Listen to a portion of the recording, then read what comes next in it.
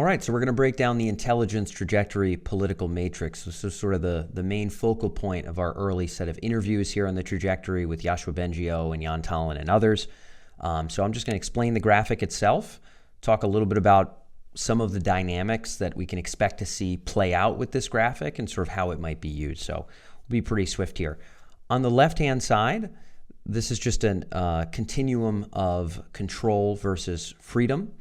So when it comes to artificial general intelligence, there will be folks that are more interested in international coordination or even things that close in on more global control. And then at the very bottom, we've got folks that are really advocating for total freedom, complete laissez-faire. And along the top, we have a strata from preservation on the left, which is sort of maintaining humanity at the top of the food chain eternally, over to Ascension on the right, which would be AI sort of blasting in the galaxy. So this differs from the normal political matrix in the sense that control is still there. I think control will still be relevant, but very shortly, I suspect, artificial general intelligence and sort of the trajectory of intelligence itself will be a much bigger political concern than the economic conditions you're living under. I think humanity will pretty swiftly come to an understanding that the difference between living in communism and capitalism is not nearly as big as the difference between having sort of godlike AGI entities living in the world along with humans and not having godlike AGI entities living in the world along with humans. And the reason I found this matrix useful in speaking with researchers and policy folks is because a lot of the current AGI governance dialogue sort of suspects that everybody's looking to aim to get to the same place. Like human beings being pretty safe, X number of years in the future, as if sort of there's this one goal that all policy folks are headed towards. So, maybe one person says, oh, we need more control and regulation of, how data is used, and somebody else says, oh, no, there should be no regulation at all. AI is going to be a great advantage or something like that. These are really surface level statements. I think a much deeper understanding when we get to the heart of what someone is striving for is to say, what is a preferable or non-preferable future? There are some folks who would advocate for an eternal hominid kingdom. That is to say, until our sun explodes, human beings exactly as they are, more or less, should be sort of at the top of the food chain. There are others who would very much advocate for the process that bubbled up from insects to humanity to continue to bubble up to astronomically higher forms and populate the galaxy. And there's all sorts of mixes in between. So knowing where someone wants to arrive to and where they want to avoid would allow you to essentially guess quite easily what sorts of policies they would suppose. So that's sort of the use for this particular graphic. So there's a few dynamics that we can expect to be pretty reliable in terms of where people land on the matrix. One of them has to do with folks who are really adamant around preservation, people who are interested in not allowing any intelligence beyond man to bubble up, whether it be neurotech enabled, whether it be AGI enabled, whatever the case may be.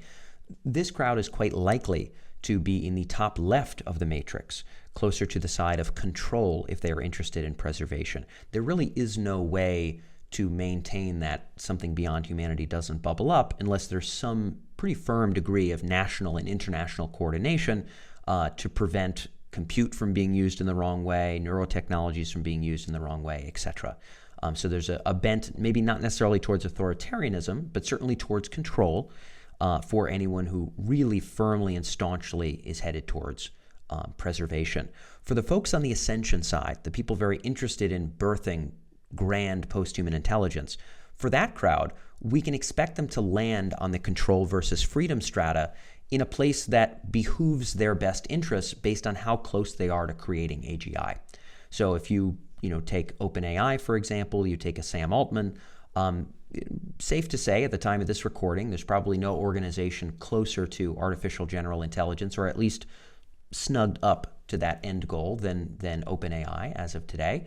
And Altman has been wearing a suit as of late. Altman has been, shaking hands with political leaders in Europe and in other places, sort of taking his rightful place in the international order, and has been speaking about potential regulation. Some of the accelerationist folks have chafed at those ideas. But if you think about where he is, being able to sort of have some international coordination might make sense if it'll help lock you into that top spot and be the one to cross the finish line of birthing God before another firm can do so.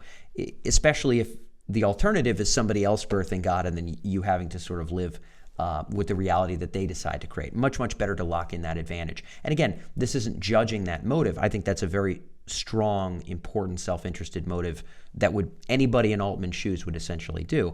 If we think about the bottom right, we think about the pure accelerationist camp, completely laissez-faire, no governance of AI, all governance is bad, let's accelerate as much as possible.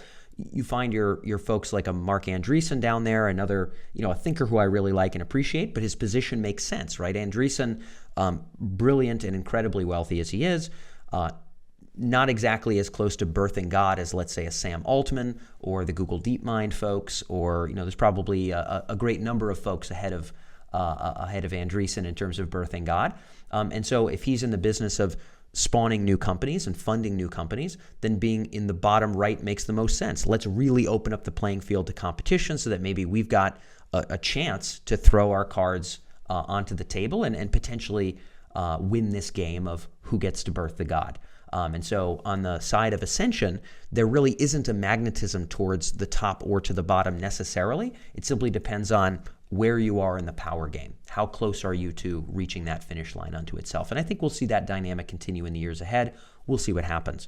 With that said, that's all for this initial video. I'll be doing some future coverage on sort of how these dynamics are playing out, how the accelerationist crowd is sort of moving and marshaling their movement, how the preservation folks are moving and marshaling their movement. I'll definitely bring up this graphic more into the future, as I did with some of our past interviews. If you want to download the full graphic, the graphic itself and the main article that it comes from, Intelligence Trajectory Political Matrix, is linked down below. It's been fun mapping some of our past guests here from our one-to-one interviews onto the matrix itself, getting to hear Bengio talk about where he would place himself, Jan Tallinn where he would place himself. I brought on my buddy Rocco a little while for a one-to-one conversation to put himself on the map. I could certainly draw myself over there in B3. I'll talk a little bit more about why I have that particular position, but hopefully you can think about where you stand in this dynamic, and hopefully if you understand where somebody aims to go, so what are the destination that they're heading for, you could more easily sort of understand and maybe predict what their policy recommendations might be. So